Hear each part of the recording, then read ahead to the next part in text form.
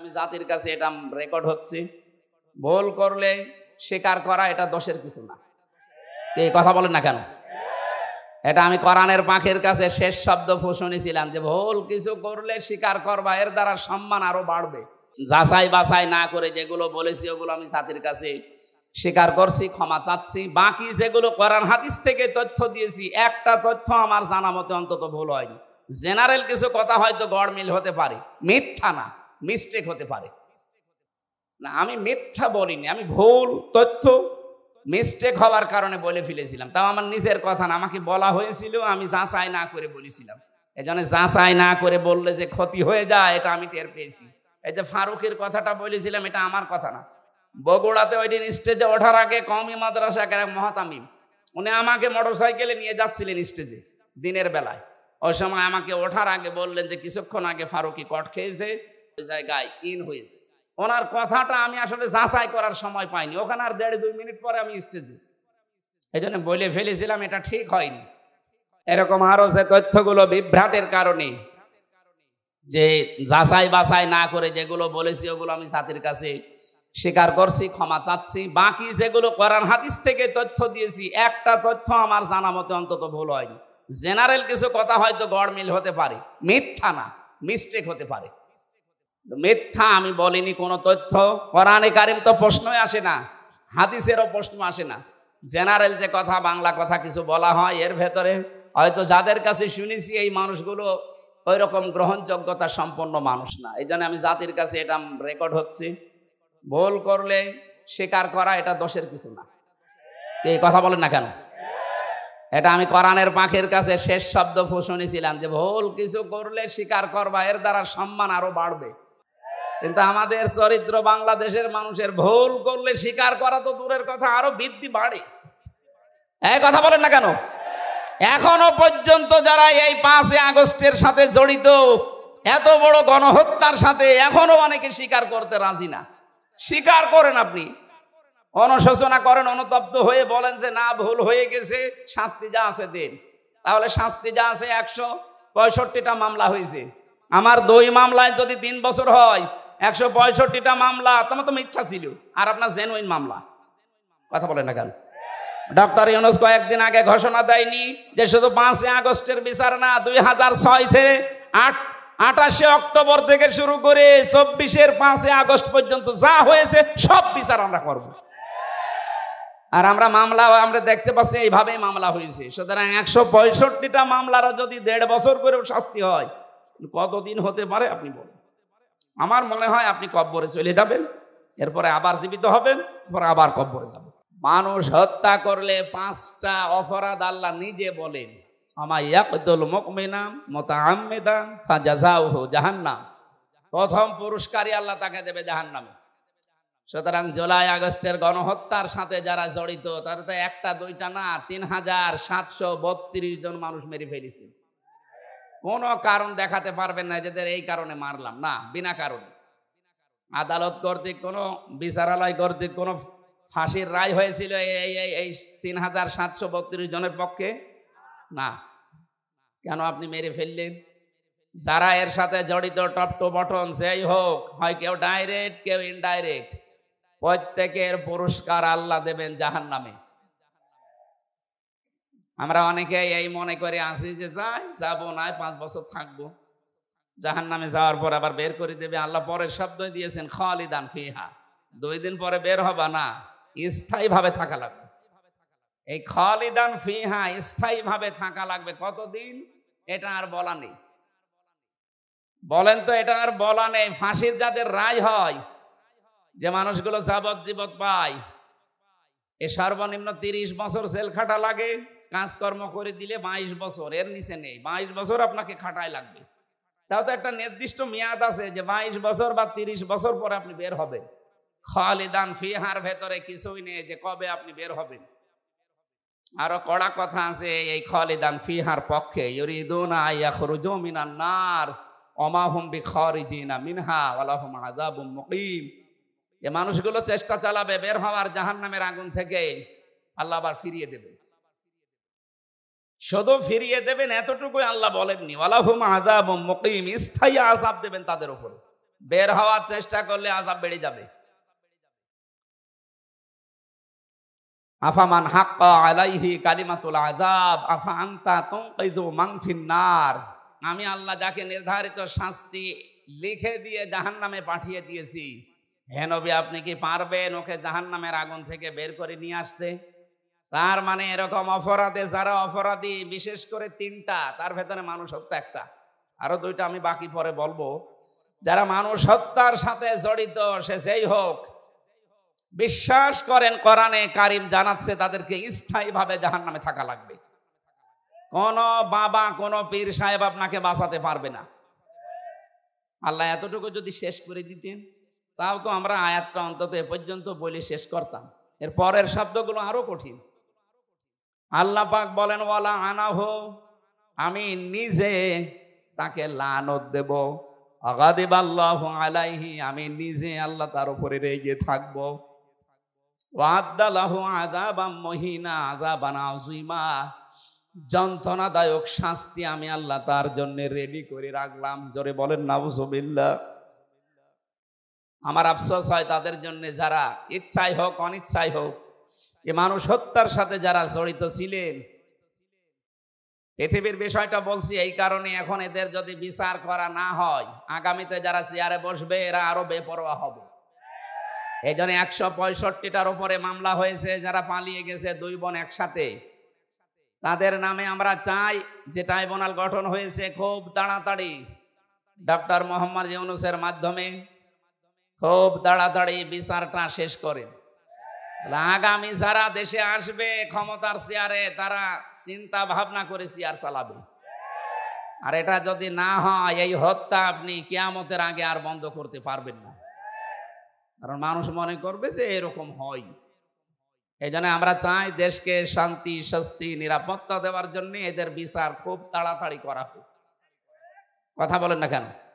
যারা মানুষ হত্যার সাথে জড়িত ছিল না, তাদেরই হত্যার বিচার করে আপনি বিদায় করে দিলেন।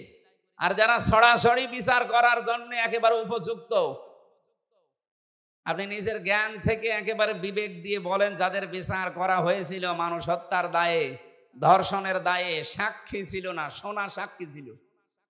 জন্ম নিয়েছে 75-এ, সাক্ষী দিয়েছে 71-এ, এরকম ছিল না? কিন্তু এখন যাদের বিচারের জন্য আন্তর্জাতিক অপরাধ ট্রাইব্যুনাল সাজানো হয়েছে, একটারও সোনা সাক্ষী লাগবে না, সব দেখা সাক্ষী। আমার হাজারো প্রমাণ হাতে নিয়ে ঘুরতেছে বাংলাদেশের বহু মানুষ, শুধু ডাকবেন পিপিলিকার মতো চলে যাবে। এজন্য আমরা চাই আগামী বাংলাদেশ নিরাপদ। যদি আমরা উপহার দিতে চাই, যে নিরাপত্তা দিতে চাই, এই হত্যার সাথে যারা জড়িত খুব তাড়াতাড়ি তাদের বিচার করে এইটা ক্লোজ করেন। এই কথা বলেন না কেন? আগামী কিয়ামত পর্যন্ত এই দেশে আর বিনা কারণে কাউকে কেউ হত্যা করার জন্য সাহস পাবে না। আমার প্রথম শব্দ ছিল, এ কোরআনে কারিমের মাহফিলে যারা আমরা এসেছি, আজকে কষ্ট স্বীকার করে যারা বসে আছি, অবশ্যই কিছু নিয়ে আজকে যাব। তেলাওয়াতকৃত আয়াতে অনেক তথ্য আছে, আমরা চিন্তা ভাবনা করে তাফসীর আকারে কথা বলবো ইনশাআল্লাহ। সুতরাং যে মানুষগুলো এগুলোর সাথে জড়িত ছিলেন, আপনারা যদি তাওবা করতে চান, হত্যার যে শাস্তি আছে এই শাস্তি আপনাকে পাওয়া লাগবে। কি অনেকে এখন দেখছে বিভিন্ন দেশে বিভিন্ন জায়গায় যে তাওবা করছে, বলছে আস্তাগফিরুল্লাহ, ভুল হয়ে গেছে, আমাদের আবার ফিরিয়ে নিয়ে আসেন, আমরা এবার একেবারে ভালো হয়ে যাব। আমার মনে হচ্ছে কিয়ামত কায়েম হয়ে গেছে, কিয়ামতের ময়দানে কিছু মানুষ এই কথা বলবে, লাআল্লি আমালু সালিহান ফিমা তারাকতু কাল্লা। আল্লাহ পাক বলেন ওই সময় আমাকে বলবে, মাবুদ আমাদেরকে আরেকটু সময় দাও, এবার যদি দুনিয়ায় যেতে পারি একেবারে ভালো মানুষ হয়ে যাব। আল্লাহ বলেন কাল্লা, কখনো না। ইন্নাহা কাইলুন, এটা তো তোর কথার কথা। এরকম বহু কথা এই 15.5 বছরে বলেছিলি। এখন যারা বলছেন আমাদেরকে ফিরিয়ে নিয়ে আসেন, আমরা ভালো হয়ে যাব, এ কথা যে আপনারা বলবেন, এটা 1500 বছর আগে কোরআন জানিয়েছে। সুতরাং আপনার মুখের কথার কোনো বিশ্বাস নেই। আমরা চাই যে যে অপরাধের সাথে জড়িত তার শাস্তি হয়ে সে পবিত্র হোক। সুতরাং আস্তাগফিরুল্লাহ হবে না, অপরাধ যার কাছে ক্ষমা চাবেন তার কাছে। আর এর নিয়ম হচ্ছে যার যে অপরাধ করে ক্ষতি করেছেন ওই ক্ষতিপূরণ তাকে দেবেন, তার কাছে একেবারে বিনম্র হয়ে মাপ চাবেন। সে যদি মন থেকে ক্ষমা করে দেয় আপনি এদেশের বৈধ নাগরিক, নয়তো আপনাকে বৈধতা দেওয়ার বুদ্ধি আমাদের কাছে নেই। সাহাবী একজন এসেছে, মহিলা, ডাক দিয়ে বলে, হে রাসূল, আমি জেনা করেছি, আপনি আমাকে মুক্ত করেন। নবীজি বলেন, এ কথা কাউকে বলবা না, যাও। ও আবার সামনে এসে বলে, হে রাসূল, আমি জেনা করেছি। নবীজি বললেন, এ কথা কাউকে বলবা না, যাও। ও আবার সামনে এসে বলে, হে রাসূল, আমি জেনা করেছি, আপনি আমারে মুক্ত করেন, এ পাপ থেকে আমি মুক্তি পেতে চাই। কারণ আমি কোরআনের আয়াত জানি, ওয়াল্লাযীনা লা ইয়াদউনা মা'আল্লাহি ইলাহান আখারা ইলা আখিরি আয়াত। সূরা ফুরকানের 68 নম্বর আয়াতের প্রথম অংশে আছে, পৃথিবীতে যারা 3টা অপরাধ করবে এদের শাস্তি আল্লাহ ডবল করে দিবে। 1 নম্বরে আল্লাহকে যারা ডাকে, পাশাপাশি অন্য কাউকে যারা ডাকে। এই কোন দিকে তাকাচ্ছেন? এদিকে তাকিয়ে থাকেন, আমি কিন্তু ভাই একটু পরে জিজ্ঞাসা করবো আপনাকে। যে 3টা পাপের শাস্তি আল্লাহ ডবল বললেন, ইদাফ লাহুল আযাব ইয়াউমাল কিয়ামাহ, কিয়ামতে আল্লাহ ডবল করে শাস্তি দেবেন। তার প্রথম পাপ, আল্লাহকে ডাকে মা আল্লাহি ইলাহান আখার, অন্য কাউকে তার সাথে জুড়ে দেয়। আর এটা বাংলাদেশে বেশি, যদিও রাজশাহী, খুলনা এ সমস্ত বিভাগগুলোতে এখনো অত জোরালো ভাবে শুরু হয়নি, এগুলো চট্টগ্রাম, সিলেট বিভাগে চলছে। ওরা দেখবেন আল্লাহকে ডাকে কিছুক্ষণ, এরপরে ইয়া আলী বাবা, শাহ আলী বাবা, কেল্লা বাবা, ফতে বাবা। কোথায় পেয়েছেন আপনি? কিসের ফতে বাবা? রাসূলুল্লাহর নামেও জিকির করা জায়েজ নেই, নবীজির নামে শুধু দরুদ পড়া জায়েজ আছে, জিকির করা জায়েজ আছে কার নামে? আরো জোরে বলেন, ওয়ালিল্লাহিল আসমাউল হুসনা ফাদউহু বিহা ওয়াযারুল্লাযীনা ইলহিদুনা ফি আসমাই। সূরা আরাফের 180 নম্বর আয়াতের প্রথম অংশে আছে, আমার অনেক নাম আছে সুন্দর সুন্দর, যে নামে পারো ডাকো, কিন্তু সাবধান আমার নামকে ইলহাদ করবা না, পরিবর্ধন করে দিবা না, আমার নামকে উলট পালট করে ডাকবা না। এই ঘোষণা কার? এটা রেকর্ড হচ্ছে, সারা দেশে কালকে যাবে। আমি সবাইকে সামনে নিয়ে বলছি, আজকে থেকে আল্লাহর সাথে অন্য কাউকে আপনি আর ডাকবেন না, সে যেই হোক। এতে যত বড় সুন্নি হোক, আপনাকে যদি বুঝ দেয় যে না, এ বাবার মাধ্যমে ইসলাম পেয়েছি, এই জন্য ডাকা লাগবে। কিসের বাবা? এ পৃথিবীতে ইসলাম এসেছে যার মাধ্যমে, আমাদের নবী মুহাম্মদুর রাসূলুল্লাহ, তার নামেও তো জিকির করা জায়েজ নেই। আর আপনার বাবা, কোরআনে কারিমে আল্লাহ নিজে জানালেন, আল্লাহর সাথে অন্য কাউকে যদি কেউ ডাকে তার শাস্তি হবে কয়টা? আরো জোরে। সুতরাং আমার যে তাহেরি ভাইয়ের মতো যেন আল্লাহ আল্লাহ করার পরে কেল্লা বাবা, ফতে বাবা জীবনও ডাকবেন না, ভ্রান্ত ধারণায় আছে তারা। এখন যদি বলেন ওনারা আয়াত পড়েনি, আয়াত তো আমিও পড়েছি।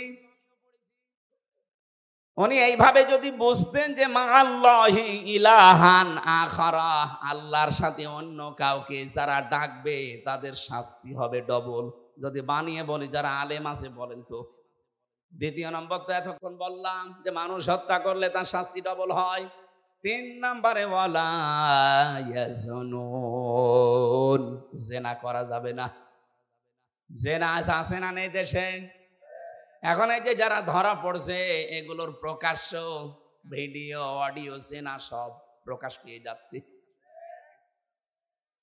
আপনি চিন্তা করেন, 80 বছর 85 বছর বয়স, তার হাতের জেনা, মুখের জেনা, বাকিটা নাই বললাম। কোথায় নেমেছে তার চরিত্র বলেন তো? জেনা থেকে বাঁচার জন্য একটা ঔষধ বলছি, যেহেতু সবার জীবনে যৌবন আছে, আসতে পারে এরকম, আল্লাহ পাক নিজেই 2টা ঔষধ দিয়েছেন, আজকে থেকে আপনি প্রয়োগ করবেন। সূরা নূর 30 নম্বর আয়াত, কুল্লিল মুমিনিনা ইয়াগুদ্দু মিন আবসারিহিম ويحفظوا فروجهم ذلك أزكى لهم إن الله خبير بما يصنعون। আমি যুবক মানুষ, আমি সহ যত মানুষ এখানে আছি, এই শাস্তি কিন্তু ডবল হবে যদি জেনা আপনার জীবনে থাকে। এক নম্বরে, হে নবী আপনি মুমিন না পুরুষদেরকে বলেন তারা যেন চক্ষুনি নিম্নগামী করে রাখে পরনারী থেকে। তাহলে আজকে থেকে ওষুধটা অ্যাপ্লাই করবেন, পরনারী দেখলেই চোখ নিম্নগামী হয়ে যাবে, সে যত সুন্দরী হোক আর কালো হোক। কথা বলেন না কেন? দুই নাম্বার, ওয়াহফাজু ফুরুজাহুম, তাদের লজ্জা স্থানকে তারা যেন হেফাজত করে। এই দুইটা কাজ যদি আপনি করতে পারেন, যালিকা আযকা লাহুম, এইটাই সবচাইতে পবিত্র পন্থা। আপনাকে বাকিটা আল্লাহ করবে। আমি সহ যারা আছি আজকে থেকে পরনারী, সে মোবাইলে দেখেন, কম্পিউটারে দেখেন, আর চোখের সামনে দেখেন, যেখানেই দেখবেন চোখ নিম্নগামী হবে না, আরো খুলে রাখবেন। বলেন। সুতরাং এই মুহূর্তে যাদের মোবাইলে এরকম কিছু আছে যেটা দেখলে আনন্দ লাগে, অন্য কেউ দেখলে লজ্জা লাগে, এই মুহূর্তে ডিলিট করা লাগবে। এরকম কোন মহিলার ছবি, ড্যান্স, অর্ধ উলঙ্গ উলঙ্গ যে সিনেমাগুলো যা আছে, যার কাছে যা আছে, এই মুহূর্তে ডিলিট করেন। করেন করেন, তাড়াতাড়ি করেন, 30 সেকেন্ড সময় দিলেন। নেন। না না, ওয়াজ কিসের? ওয়াজ শুনতে এসেছে, এক্ষুনি আমল করা শুরু করা লাগবে। অন্তত এখন যদি লজ্জায় কেউ নাও করেন, বাড়ি যাওয়ার সময়, বাড়ি যাওয়ার আগেই সব ডিলিট করে বাড়ি যাবেন। কারা কারা হাত তোলেন তো? এই দেখেন উল্টা পাল্টা লোক এখানে আছে, আমি জানি।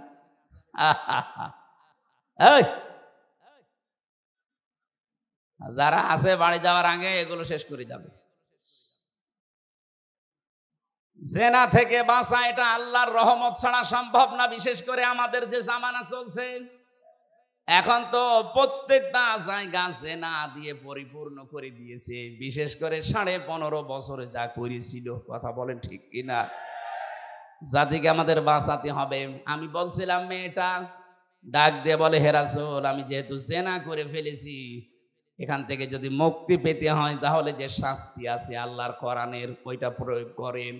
ওই শাস্তি যদি হয়ে যায়, দুনিয়াতে কোনো অপরাধের শাস্তি যদি হয়, ওই শাস্তির জন্য আল্লাহ কিয়ামতে আর বিচার সাজাবেন না, শেষ।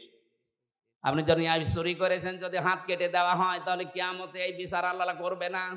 মানুষ হত্যা করেছেন, দুনিয়ায় যদি আপনাকে মেরে ফেলা হয় বা দিয়ত দিয়ে যদি আপনি পার পেয়ে যান, তাহলে আপনাকে কিয়ামতের দিন আল্লাহ আর বিচার করবে না।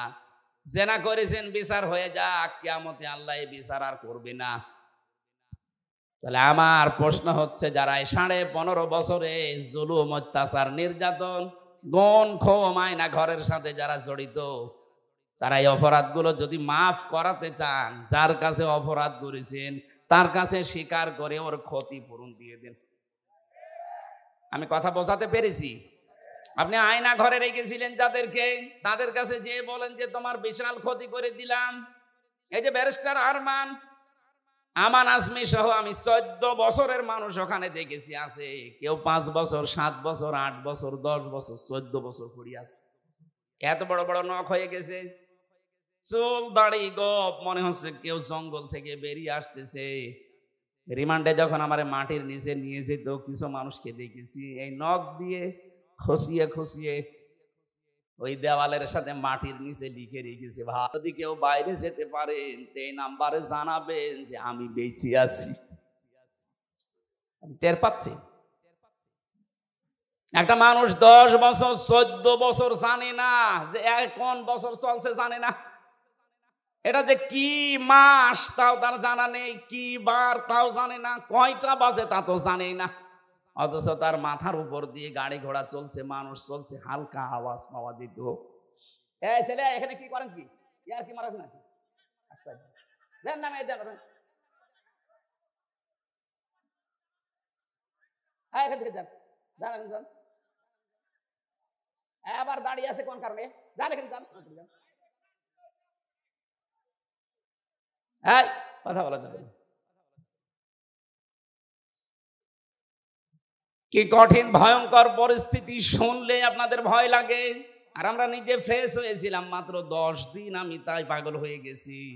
আর একটা মানুষ 14 বছর আছে, আর আপনি এখন এই সমস্ত জিনিসের সাথে যারা জড়িত ছিল, ওরা যদি বলে আস্তাগফিরুল্লাহ, আপনি কি আল্লাহর কাছে দোষ করেছেন? আপনি দোষ করেছেন যার কাছে? এরকম বহু মানুষ এই 15 বছর আপনার কারণে ব্যবসা করতে পারে নাই। হ্যাঁ, কথা বলেন না কেন? এই 15টা বছর আপনি চাঁদাবাজি করেছেন, তার অর্থনীতি নষ্ট করে দিয়েছেন। বহু মানুষকে 15 বছর তার জায়গা মতো উঠতে দেননি। এটা বানিয়ে বললাম। বহু মানুষ ওপরের চেয়ারে ওঠার কথা ছিল, আপনি এই 15 বছরে তাকে উঠতে দেননি। আজ ডক্টর মোহাম্মদ ইউনূস চরিত্রবান মানুষ চাচ্ছে। চরিত্রবান মানুষ দেন, আমি বিভিন্ন জায়গায় বসাবো। আজ আমরা দিতে পারছি না, কারণ 15.5 বছরে চরিত্রবান মানুষ যেখানে উঠবে, ওই চেয়ার গুলোকে চরিত্রহীন মানুষ দিয়ে ভর্তি করে রেখেছিলেন। এ মানুষগুলোকে তো উঠতে দেননি, এরা জায়গা মতো যাবে কি করে? এদের যে বিশাল ক্ষতি করে দিলেন এই 15.5 বছরে। এখন কাবার গিলাফ ধরেও যদি বলেন আস্তাগফিরুল্লাহ, জীবনও মাফ হবে না। মাফ হওয়ার একটা পদ্ধতি আছে, যে মানুষগুলোর ক্ষতি করে দিলেন জীবনের, এদের এই জীবনের ক্ষতিপূরণ দেওয়া লাগবে। আমি আশা করছি আমার কথার ইঙ্গিতে আপনি বুঝেছেন যে কি ক্ষমা কি করে চাওয়া লাগে। অপরাধ করেছেন একজনের কাছে, আর মাফ চাচ্ছেন আপনি আর একজনের কাছে।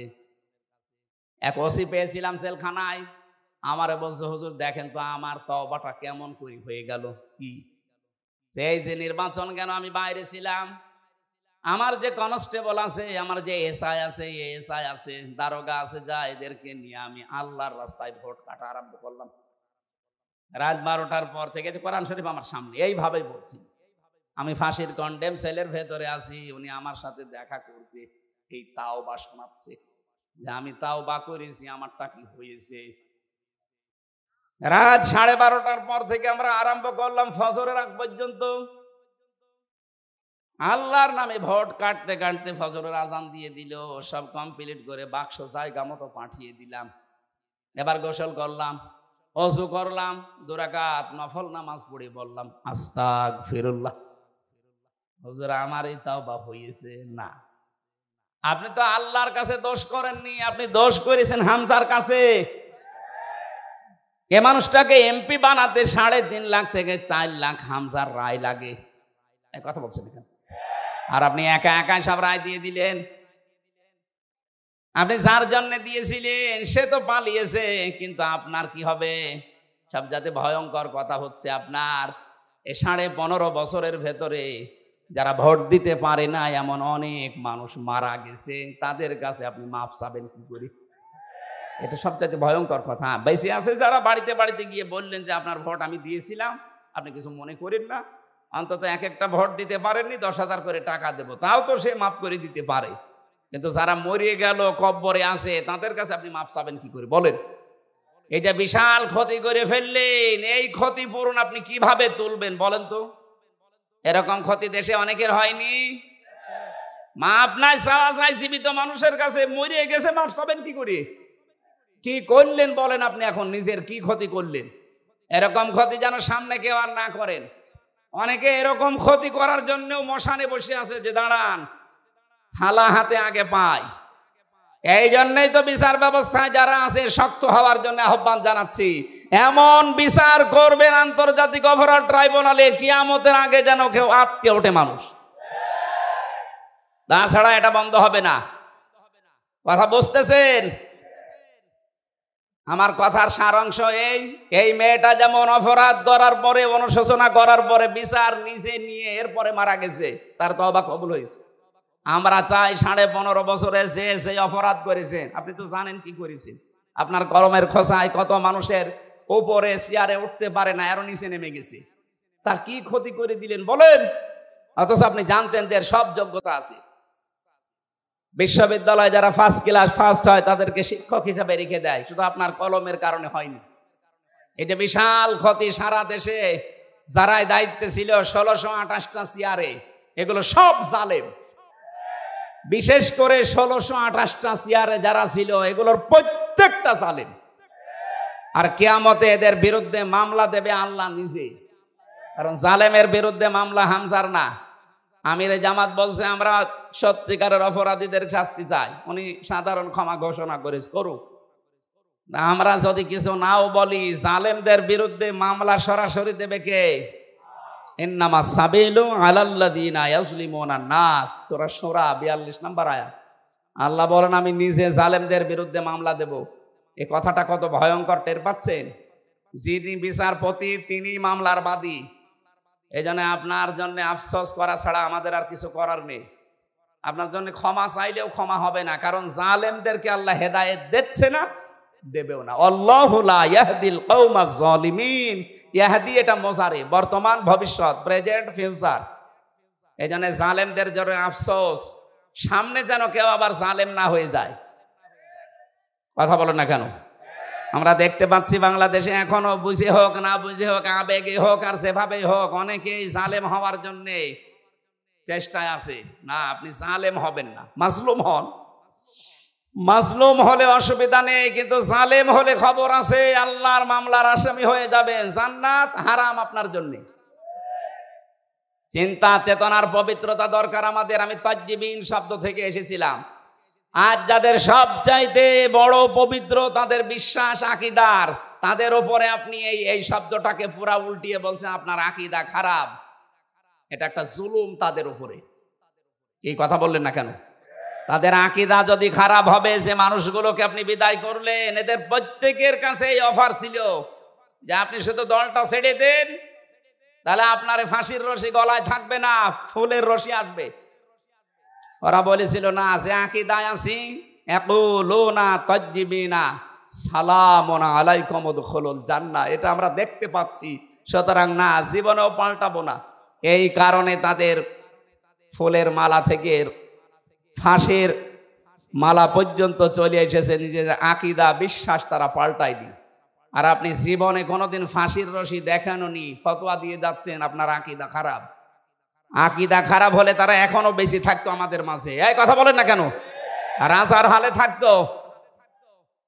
কোরআনের পাখি শহীদ আল্লামা দেলাওয়ার হোসাইন সাইদি রহমতুল্লাহ আলাইহি, এই ময়দানে তিনি 24 বছর এসেছিলেন একাধারে।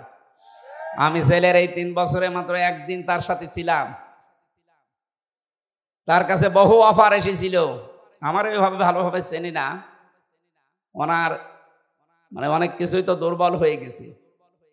আমি যখন কাছে গিয়ে বলতাম, হুজুর আমারে চেনেন, আমি হামজা। ওই যে বাশার আলামিন হামজা, তার মানে ওনার ছেলে শামীম সাইদি, মাসুদ সাইদি ভাই, কয়েকজনের নাম বলতো, যে এখন বাইরে এরা কথা বলছে, বাশার ভাই, আলামিন ভাই, হামজা ভাই। হামজা ওই দিন আমাকে 10 মিনিট কথা বলেছিলেন। তিনি কয়েকটা কথা বলেছিলেন ওই দিন, আমার এখন মনে পড়ছে। ওনাকে অফার দেওয়া হয়েছিল, শুধু আপনি এই যে আকীদা খারাপ যাদের বলেন, এই দলটা শুধু ছেড়ে দেন, আপনি নিজে একটা দল করেন, নিজে একটা দল করে আপনি নিজেই সভাপতি হয়ে যান। বাংলাদেশে বহু দল এরকম আছে না, দুনিয়ার স্বার্থ পেয়ে নিজে দল খুলেছে, খালি নিজের সভাপতি আর ছেলে সেক্রেটারি, আর কেউ নেই। নাকি বানিয়ে বললাম? এদেশে বহু দল এরকম আছে, শুধু নিজের সভাপতি আর ছেলে সেক্রেটারি। বাংলাদেশের একটা লোক নেই। উনি যদি নিজেও এই দলটা খুলে সভাপতি হতেন, নিজের সভাপতি ছেলে সেক্রেটারি না, লক্ষ লক্ষ মানুষ পেতেন, সে বুঝে হোক আর না বুঝে হোক। এই কথা বলেন না কেন? কিন্তু আকীদা খারাপ এই জিকির করে করে এদের ওপর আপনি জুলুম করছেন, আপনি থামবেন। আমি জানি আপনার পরিবর্তন হবে না, কারণ আপনার অন্তরে মোহর মারা। যারা নির্দোষ মানুষের উপরে কোনো দোষ চাপিয়ে দেয়, ভালোভাবে শুনবেন, যারা নির্দোষ মানুষের উপরে কোনো দোষ চাপিয়ে দেয়, সে যেন নিজে প্রকাশ্য পাপের বোঝা বহন করে ঘুরে বেড়ায়। সুতরাং বাংলাদেশে বহু আলেম ওলামা, বহু আল্লামা, এরকম বাংলা শিক্ষিত মানুষের প্রতি, এই যে সোহেল ভাই জীবনে মাদ্রাসায় পড়েছে, এরকম একটা বাংলা শিক্ষিত মানুষদের আকীদার উপরে আপনি আন্দাজে মিথ্যা তহমত দিয়ে দিলেন যে ওর আকীদা ভালো না। সূরা নিসা 112 নম্বর আয়াত অনুযায়ী আপনি পাপের বোঝা কিয়ামতে বহন করে নিয়ে বেড়াবেন। হ্যাঁ, দুনিয়াতে আল্লাহ শাস্তি আপনাকে দেবে, ওই ব্যবস্থা এখন আল্লাহ করছে না। তাই ইমাম আহমদ ইবনে হাম্বলের জামানায় আমরা দেখেছিলাম, কিতাবে পড়েছি, 2 মহিলা একজন মারা যাওয়ার পরে আরেকজন এসে লাশ ধোয়াতে গিয়ে এই হাত আটকিয়ে গেছে তার রানের উপরে, কয়েক ঘন্টা পর্যন্ত আর নড়াচড়া নেই, হাত তুলতে পারে না। এলাকার যিনি ইমাম তাকে বলছে কি করা যায়। অনেক গ্রাম্য মানুষ ফতোয়া দিয়েছে, এক কাজ করেন, জীবিত মানুষের হাত তো কাটা যাবে না, মেয়ে লোক যেটা মরে গেছে ওনার ওই জায়গায় চামড়া কেটে ফেলে। কিন্তু এমন জায়গা এই রানের উপরে, নাভির নিচে হাঁটুর উপরে, এই জায়গায় এই কাজ করলেও হতো। কিন্তু যিনি মারা গেছেন তার স্বামী বলছে না, আমার স্ত্রী মরে গেছে আর এখন চামড়া কাটবেন, মানে দরকার হয় জীবিত মানুষের হাত কেটে ফেলে। জীবিত মানুষের স্বামী যে আচ্ছা কি বলেন, আমরা আসলাম উপকার করার জন্য, আর এখন আমাদেরই আপনি ক্ষতি করবেন না। আমার স্ত্রী ভালো মানুষ, নেককার মানুষ, আমি আমার স্ত্রীর হাত কাটতে দেব না। আর একটু বড় ইমামের কাছে গেছে, আর একটু বড় জায়গায় গেছে, শেষ পর্যন্ত ওই দেশের প্রধান বিচারপতি ইমাম মালিক মদিনাতে থাকেন, তাকে ঘোড়ায় চড়ে প্রায় 80 কিলোমিটার দূরে এই ঘটনা নিয়ে আসলেন। ইমাম মালিক পর্দার আড়াল থেকে জিজ্ঞাসা করলেন, আমি ঘটনা বলার জন্য না, দুইটা শিক্ষা দেওয়ার জন্য, খুব খেয়াল করে শুনবেন, আমাদের এখানে বহু মানুষের এরকম গোনাহ হচ্ছে তাই বলছি। ইমাম মালিক জিজ্ঞাসা করলেন, মেয়ে কি করিস বলো। মেয়েটা বলে, ইমাম আমি কিচ্ছু করি নাই, আপনি আমাকে বাঁচান। ইমাম বলে, হ্যাঁ আমি বাঁচাতে পারি, যা যা হয়েছে তাই তাই তোমাকে সত্যি বলা লাগবে। বলে, হ্যাঁ আমি সব বলবো, বলো। আমি আসলাম বাড়ি থেকে, মেয়েটাকে চাদর দিয়ে চারদিকে ঘিরে নেওয়া আছে, তার প্রসাব পায়খানা পরিষ্কার করিয়ে আমি শুধু রানের উপরে হাত দেওয়ার সময় একটা মন্তব্য করেছিলাম। মন্তব্যটা মারা যাওয়ার কিছুদিন আগে একটা পুরুষের সাথে বাড়িতে ঢুকতে দেখেছিলাম আমি, কিন্তু পুরুষটা কে এটা আমি ধারণায় আমার আসে নাই, চিন্তায় আসে নাই। পরবর্তীতে এই যে হাত লেগে যাওয়ার পর যখন সব দিকে হইচই পড়ে গেছে, তখন তার ছেলে আর স্বামীকে জিজ্ঞাসা করা হয়েছে যে এই কাজটা আমি করে ফেলেছি। আমি কিন্তু একটা ধারণা করেছিলাম এই মহিলার উপরে। কিছুদিন আগে, খুব বেশি হলো আজকে থেকে 7 দিন আগে, একটা পুরুষের সাথে তাকে আমি বাড়িতে প্রবেশ করতে দেখেছি। আমি ধারণা করেছিলাম তোমার উপরে তো ফিটফাট ভালোই লাগে, ভেতরে চরিত্র এত খারাপ এ পুরুষের সাথে, অথচ ওইটা ছিল তার আপন ভাইয়ের ছেলে।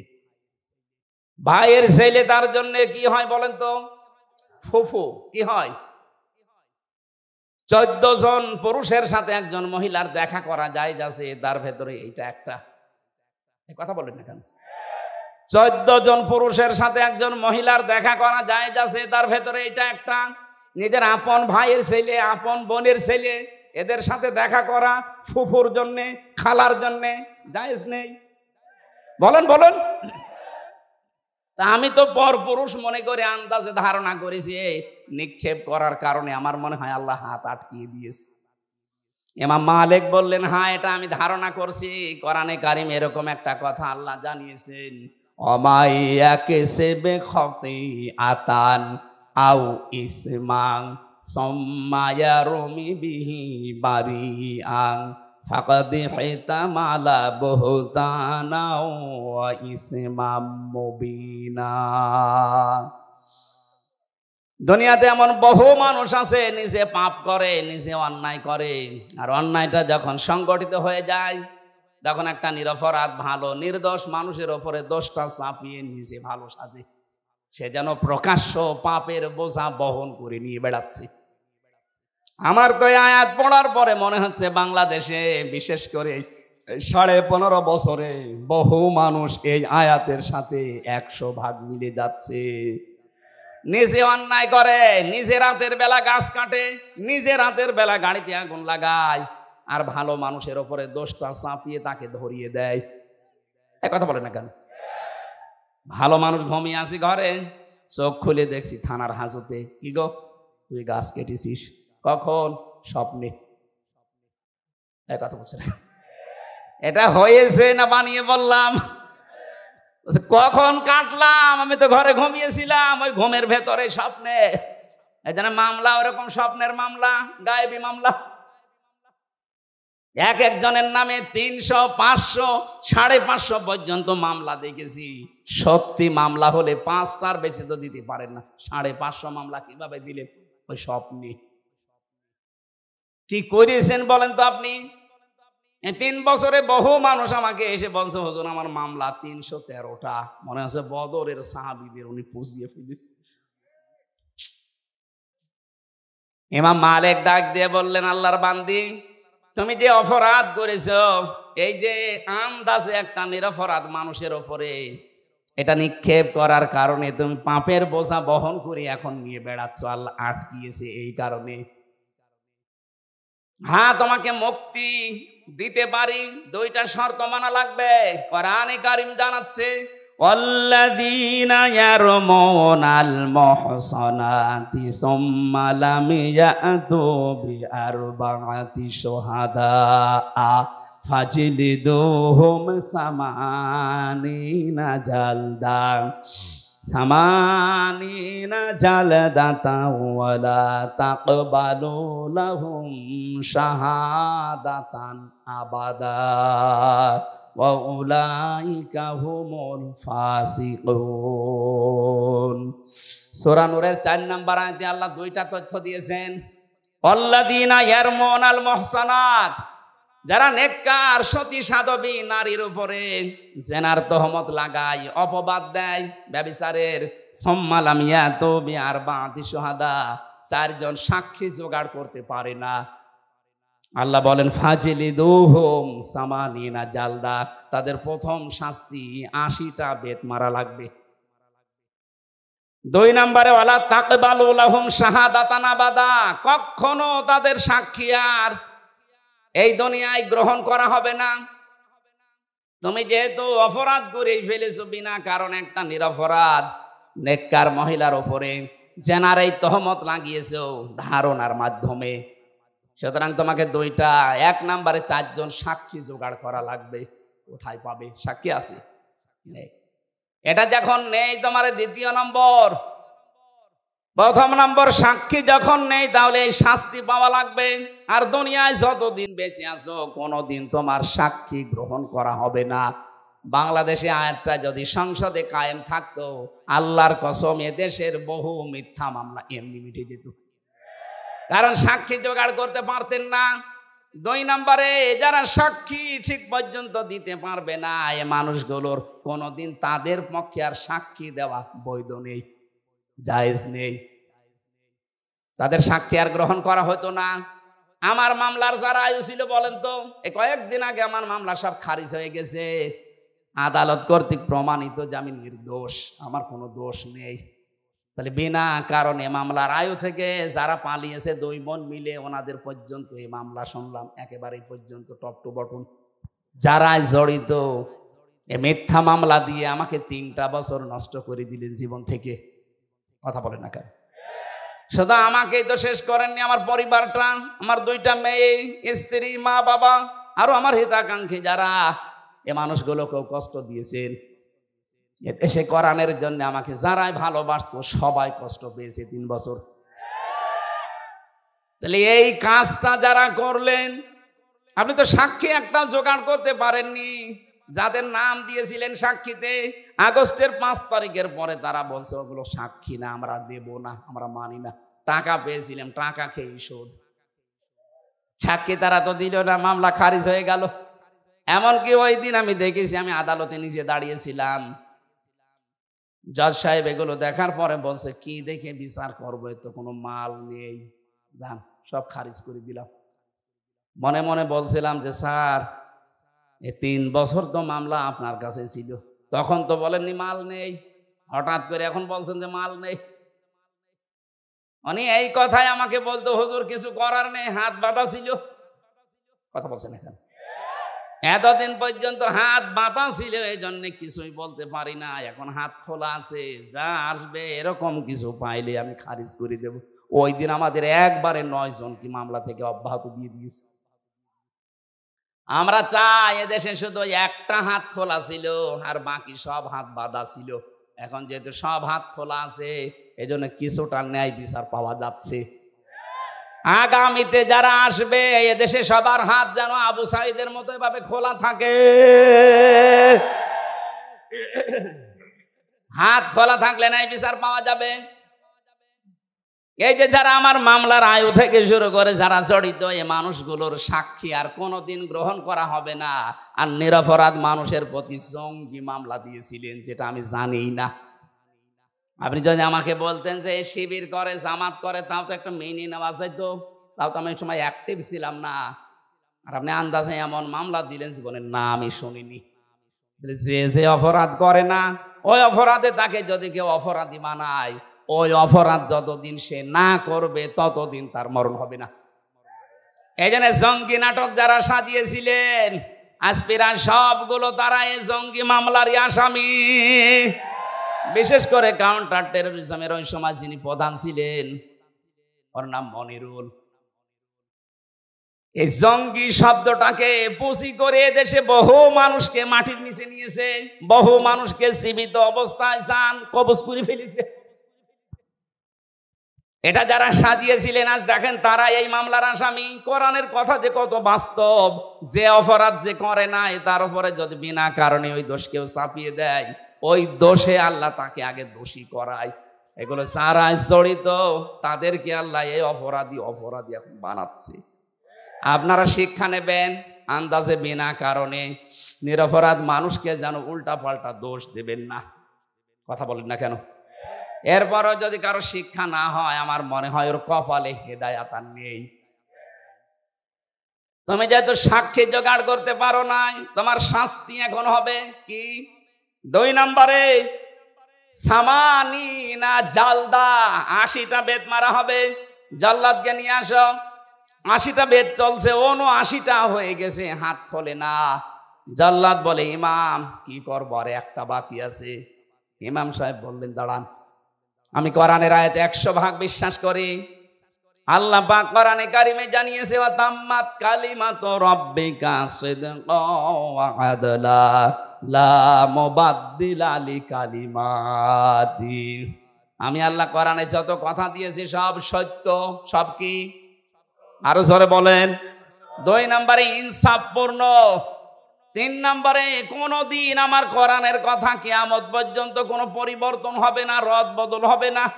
80টা তো দিয়েছি, সামানিনা জালদা, জীবনও তো হবে না। 79টা হয়েছে, আর একটা বাকি আছে। ঠিক আছে, মারো। আর একটা যখন মারা হয়েছে, সঙ্গে সঙ্গে হাত খুলে গেছে। আমি কি বোঝাতে চাইলাম বলেন তো? আন্দাজে একজনের উপরে বিনা কারণে দোষ চাপিয়ে দেবেন, আর মনে করছেন আমার তো কিছুই হচ্ছে না। আপনি প্রকাশ্য পাপের বোঝা কিয়ামতে বহন করে নিয়ে বেড়াবেন। টের পাচ্ছেন কি বললাম? এরপরেও যদি আপনার বিবেকের এই দরজা না খোলে, কি দিয়ে আঘাত করলে খুলবে বলেন? আমরা সাবধান হব এখান থেকে। যেহেতু নসিহতমূলক কথা বলছি, এটা তো রাজনৈতিক মঞ্চ না। যারা ভুল করেছিলেন তাদের আমি পথ বললাম যে এইভাবে তাওবা করে ফিরে আসেন। আল্লাহ এরপরও যদি কাউকে পথ না দেখায়, এ দোষ কার? আল্লাহর দোষ। বারানি কারিম জানিয়েছে, ইয়া আইয়ুহাল্লাযীনা আমানু ইজতানিবু কাসীরাম মিনাজ যন্নি ইন্না বা'দাজ যন্নি ইসমুন ওয়া লা তাজাসসাসু ওয়া লা ইয়াগতাব বা'দুকুম বা'দা আইয়ুহিব্বু আহাদুকুম আইয়াকুলা লাহমা আখিহি মাইতান ফাকারিহতুমু ইলা আখিরি আয়া। হে পৃথিবীর মানুষেরা, যারা ঈমানের দাবি করো তাদেরকে বলছি, আন্দাজে ধারণা করা থেকে বিরত থাকবা। আর এইটা করে করে আমাদের জীবনটাই 15.5 বছরে বিষিয়ে তুলেছিল। আন্দাজে ধারণা করা, এ ধারণা করা যে গোনার কাজ। তোমরা একে অন্যের পেছনে লেগে থাকবা না, এর কথা ওর কাছে লাগাবা না। এই যে দোষ চর্চা করা, মানুষের পেছনে লেগে থাকা, ফেসবুকে দেখতে পাচ্ছি এটা নিয়ে যুদ্ধ চলছে। এটা বন্ধ হওয়া দরকার। আপনি এমন এমন মানুষের পেছনে আন্দাজে দোষ চর্চা করেন, লেগে থাকেন, জানেন ওই লোকটার ভেতরের অবস্থা জানেন। আন্দাজে একটা মিথ্যা যে ছড়িয়ে দিলেন, আপনার কারণে ওর সম্মান নষ্ট হয়। কথা বলেন না কেন? এটা ফেসবুকে আজ দেখতে পাওয়া যাচ্ছে না? আন্দাজে একজন মানুষের পেছনে এমন লাগা লাগে, মনে হয় ও সব জানে, অথচ পেটে বোম মারবে, ও কিছু বলতে পারবে না। আশা করছে এই গোনা থেকে আপনি মুক্ত হবেন এক্ষুনি। সঠিক না জেনে আন্দাজে কোনো কথা বলবেন না। আমি এর আগে কিছু বলে ফেলেছিলাম, আমি তওবা করে নিয়েছি। না, আমি মিথ্যা বলিনি, আমি ভুল তথ্য মিস্টেক হওয়ার কারণে বলে ফেলেছিলাম। তাও আমার নিজের কথা না, আমাকে বলা হয়েছিল, আমি যাচাই না করে বলেছিলাম। এই জন্য যাচাই না করে বললে যে ক্ষতি হয়ে যায়, এটা আমি টের পেয়েছি। এই যে ফারুকের কথাটা বলেছিলাম, এটা আমার কথা না। বগুড়াতে ওই দিন স্টেজে ওঠার আগে কওমি মাদ্রাসা এক মহাতামিম, উনি আমাকে মোটরসাইকেলে নিয়ে যাচ্ছিলেন স্টেজে দিনের বেলায়। ওই সময় আমাকে ওঠার আগে বললেন যে কিছুক্ষণ আগে ফারুকি কট খেয়েছে, ওই জায়গায় ইন হয়েছে। ওনার কথাটা আমি আসলে যাচাই করার সময় পাইনি, ওখানে আর 1.5-2 মিনিট পরে আমি স্টেজে, এই জন্য বলে ফেলেছিলাম, এটা ঠিক হয়নি। এরকম আরো যে তথ্যগুলো বিভ্রাটের কারণে যে যাচাই বাছাই না করে যেগুলো বলেছি, ওগুলো আমি জাতির কাছে স্বীকার করছি, ক্ষমা চাচ্ছি। বাকি যেগুলো কোরআন হাদিস থেকে তথ্য দিয়েছি, একটা তথ্য আমার জানা মতে অন্তত ভুল হয়নি। জেনারেল কিছু কথা হয়তো গড়মিল হতে পারে, মিথ্যা না, মিস্টেক হতে পারে। মিথ্যা আমি বলিনি কোনো তথ্য। কোরআনে কারিম তো প্রশ্নই আসে না, হাদিসেরও প্রশ্ন আসে না। জেনারেল যে কথা, বাংলা কথা কিছু বলা হয়, এর ভেতরে হয়তো যাদের কাছে শুনেছি এই মানুষগুলো ওই রকম গ্রহণযোগ্যতা সম্পন্ন মানুষ না। এই জন্য আমি জাতির কাছে, এটা রেকর্ড হচ্ছে, ভুল করলে স্বীকার করা এটা দোষের কিছু না। এই কথা বলেন না কেন? এটা আমি কোরআনের পাখির কাছে শেষ শব্দ শুনেছিলাম যে ভুল কিছু করলে স্বীকার করবা, এর দ্বারা সম্মান আরো বাড়বে। কিন্তু আমাদের চরিত্র, বাংলাদেশের মানুষের ভুল করলে স্বীকার করা তো দূরের কথা, আরো বৃদ্ধি বাড়ে। এই কথা বলেন না কেন? এখনো পর্যন্ত যারা এই 5 আগস্টের সাথে জড়িত, এত বড় গণহত্যার সাথে, এখনো অনেকে স্বীকার করতে রাজি না। স্বীকার করেন, আপনি অনুশোচনা করেন, অনুতপ্ত হয়ে বলেন যে না, ভুল হয়ে গেছে, শাস্তি যা আছে দেন। তাহলে শাস্তি যা আছে, 165টা মামলা হয়েছে। আমার 2 মামলায় যদি 3 বছর হয়, 165টা মামলা তোমার তো মিথ্যা ছিল, আর আপনার জেনুইন মামলা। কথা বলেন না কেন? ডক্টর ইউনূস কয়েকদিন আগে ঘোষণা দেয়নি যে শুধু 5 আগস্টের বিচার না, 2006 থেকে 28 অক্টোবর থেকে শুরু করে 24-এর 5 আগস্ট পর্যন্ত যা হয়েছে সব বিচার আমরা করব। আর আমরা মামলা আমরা দেখতে পাচ্ছি এইভাবেই মামলা হয়েছে। সুতরাং 165টা মামলারও যদি 1.5 বছর করেও শাস্তি হয়, কতদিন হতে পারে আপনি বলেন? আমার মনে হয় আপনি কব্বরে চলে যাবেন, এরপরে আবার জীবিত হবেন, এরপরে আবার কব্বরে যাবেন। আমি মকিম গাজীকে পেয়েছিলাম জেলখানায়, বললাম ভাই কয় বছর আপনার জেল? বলছে 160 বছর। 160 বছর ওর জেল, ওর হায়াত আছে অতদিন, ও কব্বরে চলে যাবে না? আবার জীবিত হবে, আবার জেলে যাবে, তারপরও শোধ হবে কিনা আল্লাহ জানে। তা আপনি যা করেছেন, যদি সত্যি অনুশোচনা আসে আপনার ভেতরে, আমি যেমন ভুল করেছিলাম আমি স্বীকার করলাম, আপনি ভুল করেছেন, বলেন যে হ্যাঁ এই যে 3,732 জন মানুষ হত্যার সাথে আমি জড়িত, আমার নির্দেশে 6 সাল থেকে আরম্ভ হয়েছে, বলেন না কেন, অসুবিধা কি?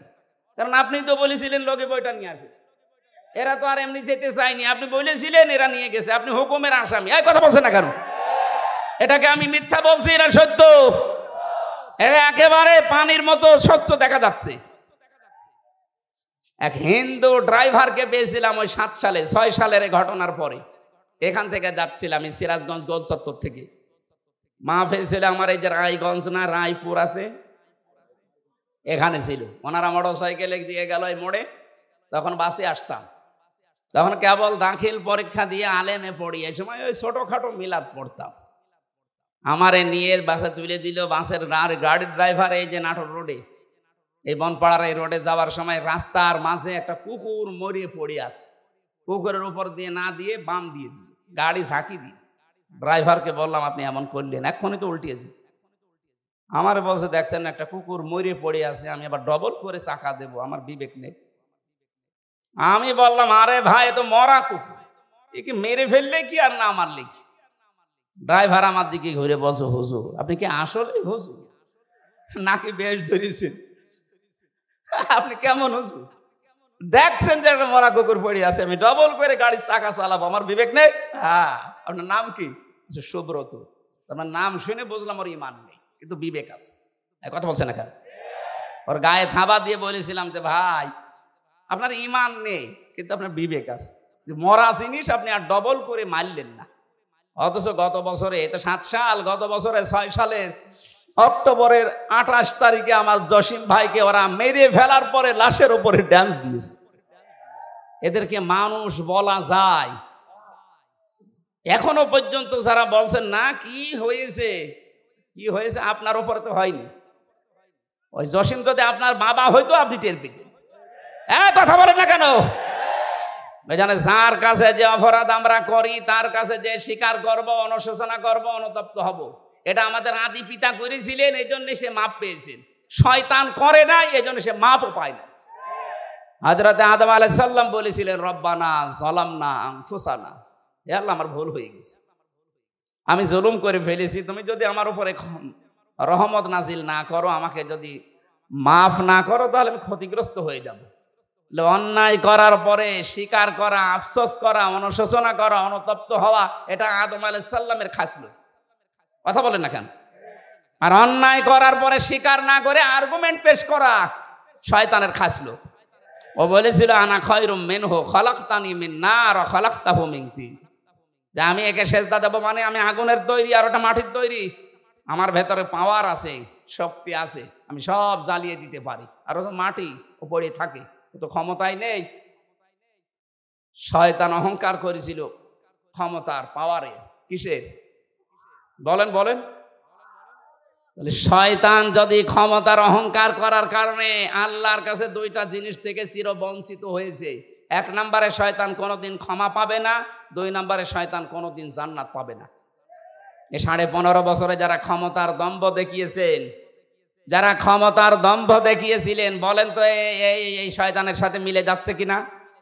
আমি কোরআনে কারিমে একটা আয়াত পেয়েছি, আল্লাহ পাক বলেন, ফাতিলকা বুয়ুতুহুম খাওবিয়াতাম বিমা যালামু, আল্লাহ যেন হাত দিয়ে দেখাচ্ছে, হে নবী ওই যে ওই ঘরের দিকে তাকান, ফাতিলকা বুয়ুতুহুম খাওবিয়াতাম বিমা যালামু ইন্না ফি যালিকা লাআয়াতাল লিকাউমি ইয়ালামুন। এটা সূরা নমলের ভেতরে আছে, 52 নম্বর আয়াত। আপনি একটু তাকান না কেন? আমি হাত দিয়ে দেখাচ্ছি, ওই যে ওই ঘর, যে ঘরে বসে জালেমরা দুর্বিসন্ধি করত। আজ সারা বাংলাদেশের 64 জেলার অবস্থা এক, যেখানে যেখানে জালেমরা দুর্বিসন্ধি করেছে ইসলামপন্থী মানুষদের বিরুদ্ধে, এই ঘরগুলো আজ আল্লাহ উজাড় গৃহ বানিয়ে দিয়েছে। আমার কুষ্টিয়ার খবর বলছি, সারা দেশের অবস্থায় কিন্তু একই। আপনি তাকান, এই ঘরগুলো আজ আল্লাহ মনে হচ্ছে হাত দিয়ে দেখাচ্ছে, ওই দেখ হানিফের ঘরের দিকে তাকা, টয়লেট বানিয়ে দিয়েছে, জাতীয় টয়লেট। আবু জাহেলের বাড়ি বানিয়েছিল আন্তর্জাতিক টয়লেট, এখানে তো আর আন্তর্জাতিক মানুষ আসে না, এজন্য এটা বানিয়েছে জাতীয় টয়লেট। ইনোর বাড়ি বানিয়ে দিয়েছে জাতীয় টয়লেট। শুধু ওর বাড়ি না, ওর চেহারা পর্যন্ত মানুষ এখন পচা ডিম মারছে। এই কথা বলেন না কেন? এর চাইতে আল্লাহ কি দেখাবে আর বলেন তো? এটা তো কুষ্টিয়ার খবর বললাম, বাকি জেলাতে এর চাইতেও খারাপ অবস্থা, বিশেষ করে ঢাকা। এত জাঁকজমকপূর্ণ ছিল, কালকেই দেখলাম পেপারে, এত জাঁকজমকপূর্ণ ছিল যে জায়গাটা শুধু যেতে পারলে অনেকে চুমা খেত, সেই জায়গাটা এখন উজাড় গৃহ হয়ে গেছে। এই 3 মাসের ভেতরে সেই জায়গা মনে হচ্ছে শয়তান বাস করে। আপনি যেতে দেন এভাবে, আর কিছুদিন ওই জায়গাটাও আমার মনে হয় আবু জেহেলের বাড়ির মতো আন্তর্জাতিক টয়লেট হয়ে যেতে পারে। কাবা শরীফ যখন তাওয়াফ করছিলাম 16 সালে, হঠাৎ আমি উপরে আসলাম, দেখে আমার পেটে ব্যথা করছে। এক পুলিশকে ডাক দিয়ে বললাম, ভাই আমি তো এতক্ষণ ভালোই ছিলাম, আমার নিজের ভাষা না, ওর ভাষা দিয়ে, এখন আমার পেটে ব্যথা করছে, কারণ কি? পুলিশ আমারে বলছে, ইয়া হাজি ওল হজ্জাত আইনা বিলাদুকা। ও হাজি, দেশ কোথায়? যেহেতু মেন বাংলাদেশ, বাংলাদেশ থেকে এসেছি। আমার বলছে, আপনি জানেন না এটা কোন জায়গা? না তো। আবু জাহেলের বাড়ি, আপনি এখনো পায়খানা না করে দাঁড়িয়ে আছেন, তাড়াতাড়ি করে। আল্লাহ সত্যি ওর কথা মতো যে কাজ করে দেখি আমার পেটের ব্যথা ভালো হয়ে গেছে।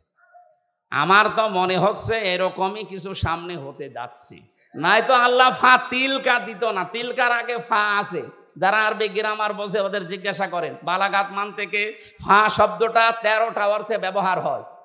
সত্যি যে সমস্ত ঘরে বসে দুর্বিসন্ধি হয়েছে জুলুম করার জন্য, ওই ঘরগুলো আল্লাহ বাস্তবে এভাবে দেখিয়েছেন।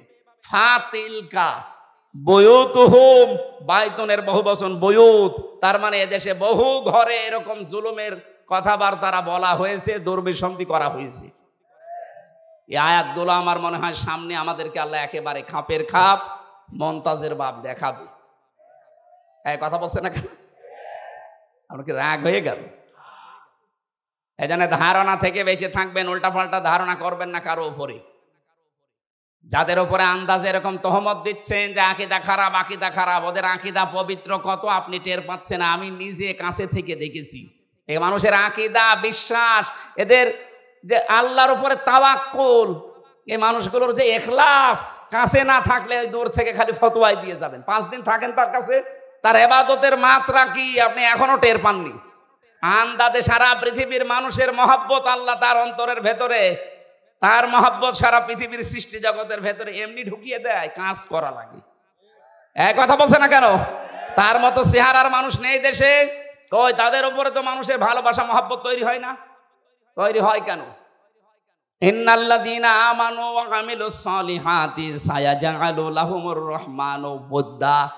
যারা ঈমান আনে, ঈমানের দাবি অনুযায়ী যারা ভালো ভালো কাজের আঞ্জাম দেয়। এখানে সালেহ শব্দটা আছে। সালেহ মানে কি বলেন তো? আমরা অনেকেই মনে করি সালেহ মানে নেককার, ভালো না। শুধু এতটুকু না, আধুনিক ব্যাখ্যা হচ্ছে সালেহ মানে যোগ্য। সালেহ মানে কি? এই বাংলাদেশের সত্যিকার অর্থে যারা ঈমান এনেছে, ঈমানের দাবি অনুযায়ী তারা এমন সালেহ, এমন যোগ্যতা সম্পন্ন মানুষ তৈরি করতে চাচ্ছে যারা এই দেশটা চালাতে পারে। আমি নাম নিলাম না, আপনি একটু খোঁজ করে দেখেন। সালেহ শব্দের ব্যাখ্যাটা তারা বাস্তবে আজ দেখাচ্ছে। আজ আমাদের চিকিৎসা বিভাগে লোক নেই, তারা লোক তৈরি করছে। বিচার ব্যবস্থায় লোক নেই, তারা লোক তৈরি করছে। প্রশাসনে লোক নেই, তারা লোক তৈরি করছে। উল্টা পাল্টা লোক না, যোগ্যতা সম্পন্ন লোক। এই কথা বলে না কেন? সালেহ শব্দটা তারা বুঝেছে। আর এটার জন্য যাদের বই লেখাপড়া করা লাগে তাদেরও আকীদা খারাপ বলেন।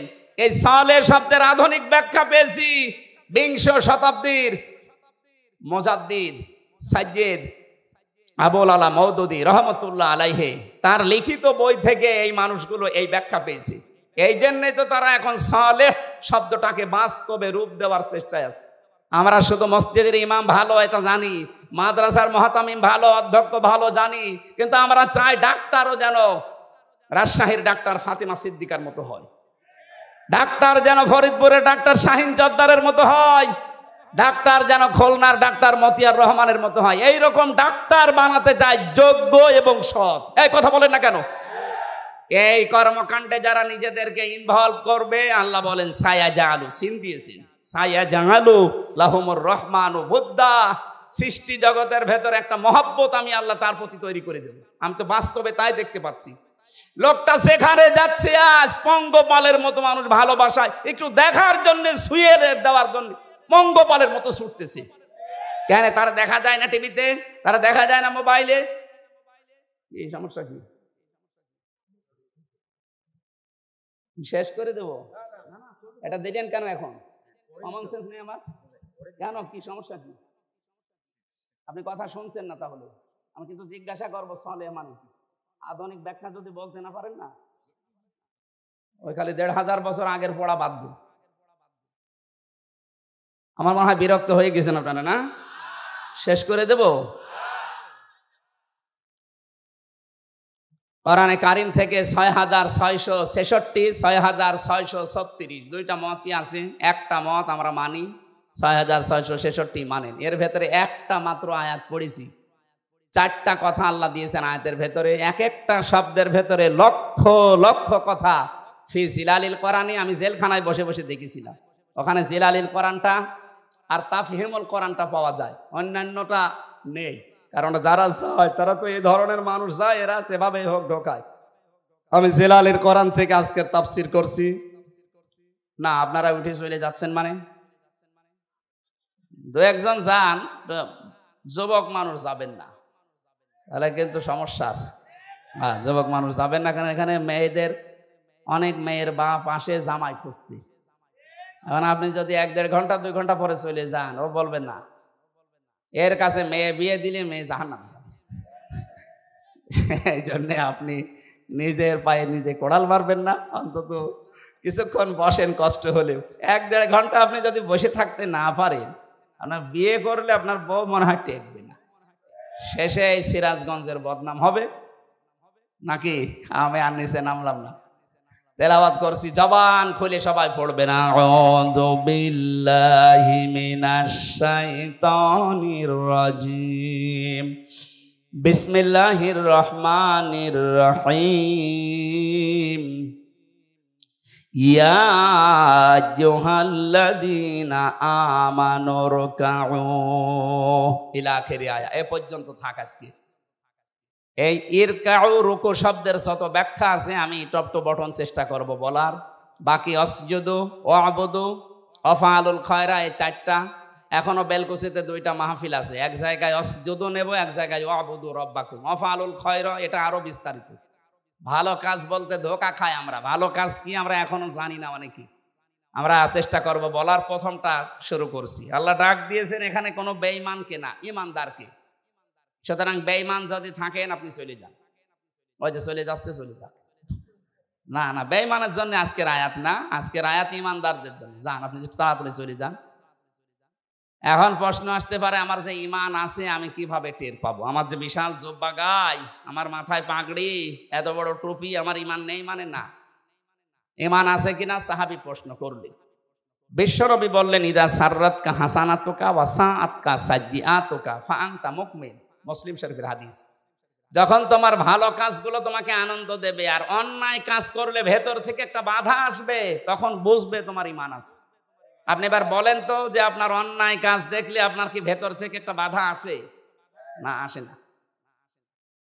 যাদের মোবাইলে বললাম উল্টাপাল্টা সিনেমা আছে, নভেল নাটক আছে, থিয়েটার আছে, যাদের উল্টাপাল্টা ছবি আছে, নিজে দেখলে আনন্দ লাগে, এই মুরব্বী দেখলে আপনার লজ্জা লাগে, এইরকম জিনিস থাকার পরেও আপনার মনে বাধা দেয় না, তাহলে আপনার ইমান থাকবে কি করে? বলেন না কেন? এই জন্য বলছে বাড়ি যাওয়ার আগে দয়া করে ডিলিট করে দিন। আর এই নিয়ত করে যান যে যতদিন বেঁচে আছি যেটা দেখা জায়েজ নেই চোখ দিয়ে, আমি মরে গেলেও দেখবো না। এক কথা বলেন না কেন? এটা শুধু আপনারা, আমার দরকার নেই।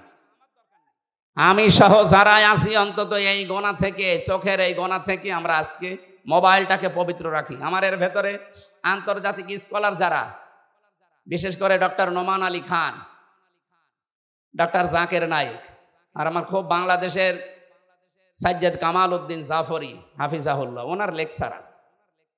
বাকিটা আমার মেয়ের কয়েকটা ছবি আছে, অন্য কিছু আর নেই।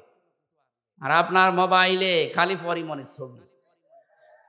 এরকম মোবাইল দেশে নেই, বাড়ি যাওয়ার আগে ডিলিট করে দিন। ভালো কাজ যাদের আনন্দ লাগে না, অন্যায় দেখলে যাদের ভেতর থেকে একটা বাধা আসে না, ওর জুব্বা যত বড় হোক, ও যত বেলা জিকির করুক, ওর ইমান নেই। আমি আশা করি এই ছোট্ট কথা আপনি বুঝে ফেলেছেন।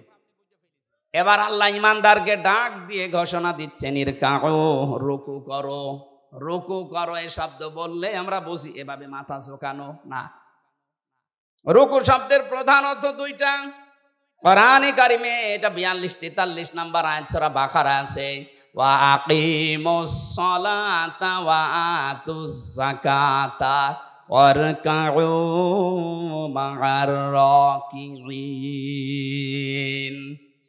আল্লাহ পাক বলেন, নামাজ কায়েম করো, সম্পদ থাকলে যাকাত আদায় করো, আর রুকুকারীদের সাথে রুকু করো। তার মানে জামাতে হাজির হয়ে নামাজ পড়ো। এখানে রুকু মানে জামাতে হাজির হয়ে নামাজ পড়া, 1 নাম্বার। 2 নাম্বার আমি পেয়েছি, এটা আছে সূরা মুমিনুনের ভেতরে। কোন মানুষ যদি রুকু সত্যিই করে না, সূরা জুমারের ভেতরে আছে 53, 54, 55 নাম্বার আয়াত। কোন মানুষ যদি সত্যিই রুকু করতে চায়, অবশ্যই সে মানুষের উচিত এই যে রুকু করলেন নামাজের জন্য, রুকু করার জন্য দাঁড়িয়ে গেলেন যে কাতারবদ্ধ হয়ে, ওয়ারকাউ মা'আর রাকিঈন, রুকুকারীদের সাথে রুকু করো, জামাতবদ্ধ হয়ে এই কাজটা করো। একা রুকু করার চাইতে জামাতে রুকু করলে 27 গুণ সওয়াব বেশি হয়। কয় গুণ? এই 27টা পয়েন্ট ওখানে লেখা আছে। আপনি এখানে আল্লাহর একটা বিধান মাত্র পালন করবেন, রুকু। কি পালন করবেন? এই রুকুটা পালন করার জন্য যখন দাঁড়িয়েছেন কাতারবদ্ধ হয়ে, একবারের জন্য মনের ভেতরে চিন্তা আসে যে আমার 2 দিকেই দাঁড়াবে জামাত ইসলাম। যদি বিএনপি, আওয়ামী লীগ, জাতীয় পার্টি, চরমনার কেউ দাঁড়ায়, ওরা আমি পেছনে দিয়ে দেব। আসে, মনের ভেতরে আসে। এখানে তো আসে না। এই শিক্ষাটা আপনার ব্যক্তি, পরিবার, সমাজ, রাষ্ট্রে নিয়ে যাওয়া লাগবে। এখানে আল্লাহর একটা বিধান পালন করার জন্য যেমন সবাই এক হয়ে গেছি, এখান থেকে বের হয়ে যে 27টা সওয়াব এমনি দেবে না, 27 গুণ সওয়াব এমনি পাওয়া যাবে না। 27টা শিক্ষা আল্লাহ দিতে চান। এই 27টা শিক্ষা আমার পরিবারে, সমাজে, রাষ্ট্রে আমি মিলাবো। এর নাম রুকু। এই রুকু যদি আজ বাংলাদেশে আমরা সত্যি মেনে চলতে পারতাম, 27 গুণ সওয়াবের জন্য যারা এই ফজরের নামাজে কষ্ট করে উঠে শীতের সময় যান, এই 53 বছর সময় লাগার কথা ছিল না। রুকুটা বুঝলে 53 বছর আগে এই দেশের রুকু রাষ্ট্রীয়ভাবে কায়েম হয়ে যেত। আর ওইটাই চাই আমরা। রুকু শুধু নিজে নিজে করবেন মানে, জামাতবদ্ধ হয়ে রুকু করেন। পরিবার, সমাজ, রাষ্ট্রে সব জায়গায় আল্লাহর রুকু আপনি কায়েম করবেন। কোরআন পড়ার যে সমস্ত হক গুলো আছে তার ভেতরে দ্বিতীয় হক এইটা, মান ক্বারাআল কুরআনা ফাস্তাযহারাহু, যে ব্যক্তি কোরআন পড়ে আর কোরআনকে যারা বিজয়ী করার জন্য চেষ্টা চালায়। এজহার মানে শুধু প্রকাশ করা না, এজহার মানে শুধু স্পষ্ট করা না, এজহার মানে দাঁড় করানো, এজহার মানে কায়েম করা, এজহার মানে প্রতিষ্ঠা করা, এজহার মানে বিজয়ী করে দেখানো।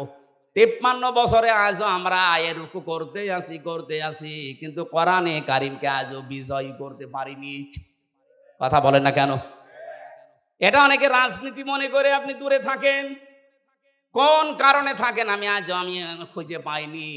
কোরআন পড়ছে সওয়াবের নিয়তি, অথচ কোরআনকে এজহার করার জন্য, বিজয় করার কোনো চিন্তা ভাবনা নেই। এগুলো বোঝাতে গেলেও বলে হুজুর এটা দুনিয়ার কাজ, রাজনীতি। এটা রাজনীতি হয় কি করে? ফাস্তাযহারাহু শব্দটা যারা বোঝে, অভিধান যারা বোঝে, আধুনিক অভিধান বেত্তা যারা লিখছে যে ফাস্তাযহারাহু মানে কোরআনকে যারা বিজয়ী করার চেষ্টা চালাবে, এই মানুষগুলো কোরআন পড়লে যে 4টা শর্ত আছে তাদের দ্বারাই আদায় হবে। কোরআন পড়তে হবে শুদ্ধ করে, কোরআন বুঝতে হবে, কোরআন নিজে মানতে হবে। 4 নাম্বার, কোরআন মানুষকে মানাতে হবে। এই জন্য আমরা যারা রুকু, আল্লাহর নির্দেশ, রুকু করতে চাই, এখন থেকে রুকু করলে যেহেতু 27 গুণ সওয়াব হয়, রুকুকারীদের সাথে রুকু করলে এই 27 গুণ সওয়াব নিতে হলে পরিবার, সমাজ, রাষ্ট্রে 27টা শিক্ষা মেলানোর দরকার আছে না নেই? পরিবারের শিক্ষা কি রুকুর? সম্মানিত মা বোন যারা এসেছেন, দেখলাম বহু মহিলা বসে আছে বিভিন্ন জায়গায়। মা বোনদের রুকু হচ্ছে শুধুমাত্র মাজা ঝুঁকিয়ে না, এটাই শেষ না। আপনি 4টা কাজ করবেন দুনিয়াতে: নামাজ পড়া, রোজা রাখা, আর কালো বোরকা পরলেই মনে করছেন আমি জান্নাত পেয়ে গেছি। জীবনও না। নেককার, সৎ, যোগ্য মহিলা জান্নাতের জন্য যোগ্যতা সম্পন্ন হওয়ার জন্য 4টা কাজ করা লাগবে। তিরমিজি শরীফ। 1 নম্বরে ইদা নাজারা ইলাইহা সাররাতুহু, যখন আপনার স্বামী বাইরে থেকে এসে আপনার দিকে তাকাবে, স্বামীকে আনন্দ দেবেন। কথা বুঝতেছেন? এই শব্দটা আজ বাংলাদেশে নেই। স্বামী বাইরে থেকে এসে পরিবারে আনন্দ পায় না, এই জন্যই বাধ্য হয়ে পরকীয়া প্রেম করে। দেখলেন? হ্যাঁ, এরা যে পায় না পরকীয়া প্রেম করে। সম্মানিতা মা বোনেরা, কার স্বামী জি বলেছে আপনি শুনতে পেয়েছেন? আজকে থেকে একটু বাড়িয়ে দেবেন আদরটা। 2 নম্বরে ওয়াইদা গাবা আনহা হাফিজাতুহু, স্বামী যখন বাইরে যাবে তখন স্বামীর সম্পদ, স্বামীর সন্তান, নিজের ইজ্জত, সতীত্ব, নিজের লজ্জাস্থান, শরীর, এগুলো হেফাজত করে রাখবেন। অথচ অধিকাংশ মেয়েরা এখন স্বামী বাইরে গেলে দিন পায়। কথা বলে না কেন? মেয়েরা মোবাইলেও যদি কথা বলে, কোন ধাঁচে কথা বলবে আল্লাহ কোরআনে দিয়েছেন। সূরা আহজাবের 32 নম্বর আয়াতে আছে, ইয়া নিসান নাবিয়্যি লাস্তুন্না কা আহাদিম মিনান নিসাই ইনিত্তাকাইতুন্না ফালা তাখদা'না বিল কওলি ফায়াতমা'আল্লাযী ফি কলবিহি মারাদুন ওয়া কুলনা কাওলাম মা'রুফা। এটা তাফসীরে খাজেনে আছে। আমি যা বলছি অধিকাংশ ফি জিলালিল কোরআন থেকে, আর এইটা আছে তাফসীরে খাজেনে। আল্লাহ ডাক দিয়েছেন, হে নবীর স্ত্রীরা, পর্দার আড়াল থেকে। তখন নাই পর্দার আড়াল থেকে, কিন্তু এখন অর্থ হবে মোবাইলে, ফ্যাক্সে, ফোনে। যদি আপনি ফোনে কারোর সাথে কথা বলেন, কথা বলবেন সত্য কথা, মিথ্যা বলবেন না, কিন্তু ভাষা হবে রুক্ষ সূক্ষ্ম। গরম দিয়ে এমন ভাবে কথা বলবেন ওই পারে যে আছে ওর মনের ভেতরে যদি গুড়ও থাকে ওই এমনি তো অবাক করে নেবে। কথা বলে না কেন? হ্যাঁ, শুধু 14 জন পুরুষ বাদ দিয়ে 14 জন পুরুষ যাদের সাথে আপনার বিবাহ করা হারাম, আপনার আপন ভাই, আপনার বাবা, আপনার বোনের ছেলে, আপনার ভাইয়ের ছেলে, আমি কথা বোঝাতে পেরেছি কিনা বলেন? এই 14 জন আছে সূরা নিসার এক পাবেন। এই 14 জন পুরুষ মানুষ বাদ দিয়ে যদি কাবার ইমাম আব্দুর রহমান সুদাইসিও কল দেয়, আপনি কথা বলবেন সঠিক কথা, কিন্তু ভাষা এমন করবেন, কথা বুঝতেছেন? বলেন তো স্বামী বাইরে গেলে এরকম করে মেয়েরা, আরো দিন পেয়েছে এমন কায়দায় কথা বলে, ওই পাশে যে আছে ও মনে করে কাজ হচ্ছে।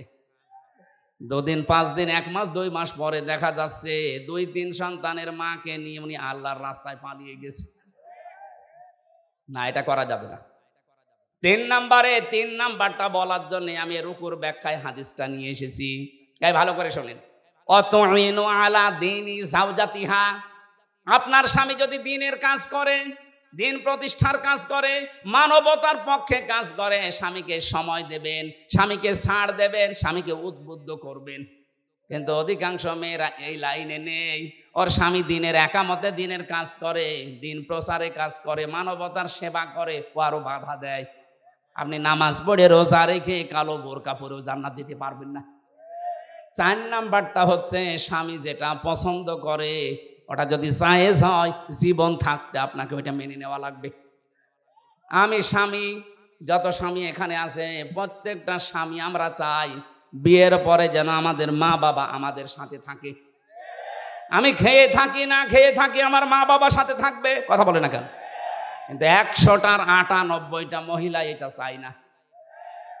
এটা চাই না, তার কারণ আছে, একে শুধু পানি পড়া দেয় এর মা আর ওর বড় বোন, ওখান থেকে বারবার শুধু কান পড়া দেয়, আর কতদিন থাকবি, আলাদা হয়ে যা, এই কথা বলছে না? এরকম ছোট মনের বউ আছে? কার আছে হাত তোলেন তো? একজনের আছে। সম্মানিত ভাইরা, সম্মানিত মা বোনেরা, না আপনার রুকু হচ্ছে না। কিসের রুকু করেন আপনি? যে 4টা বললাম একটাও মিলাতে পারলেন না। আশা করছি এই 4টা কথা মেনে নেবেন। এই রুকু যদি এভাবে আমরা পয়েন্ট আকারে দুনিয়াতে করতে পারতাম, এই পৃথিবীর চিত্রই পাল্টিয়ে ফেলতে পারতাম। আর আমরা ওই রুকুই চাচ্ছি সামনে ইনশাআল্লাহ। আমি জেলে বসে মাওলানা মামুনুল হকের সাথেই ছিলাম। আমিরে জামাত ডাক্তার শফিকুর রহমান 4 দিন ছিলেন আমার সাথে। সেক্রেটারি জেনারেল অধ্যাপক মিয়া গোলাম পরোয়ার প্রায় 1.5 বছর ছিলেন আমার পাশে। এই সমস্ত মানুষ থেকে, বিশেষ করে জীবন্ত শহীদ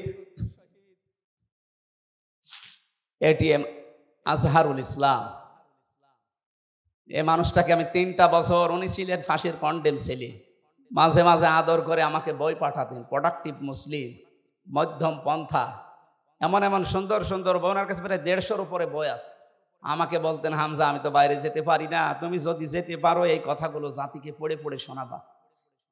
আমি আয়াত থেকে মধ্যম পন্থা, প্রোডাক্টিভ মুসলিমের উপরে, বিশেষ করে মুক্তিপণ এই আয়াতের উপরে আমি সাবজেক্ট বানিয়েছি। সামনে সময় আসবে ইনশাল্লাহ আমরা বলবো এই যে ওয়াসজুদু ওয়াবুদু ওয়াফআলুল খায়রা, প্রত্যেকটা শব্দ চিন্তা ভাবনা, প্রতিটি শব্দের ভেতরে লক্ষ লক্ষ কথা আছে। আমরা তাফসীর আকারে আবার সামনে কথা বলবো। আজকে তো মাহফিল 3টা চলছে, আমার শরীর আর পারছে না, আর প্রায় 1.5 ঘন্টা হয়ে গেছে। ওই যে লিখিত যে বইগুলো আছে, ওই গাড়ি দেখা যাচ্ছে, জেলখানায় বসে করেছিলাম 2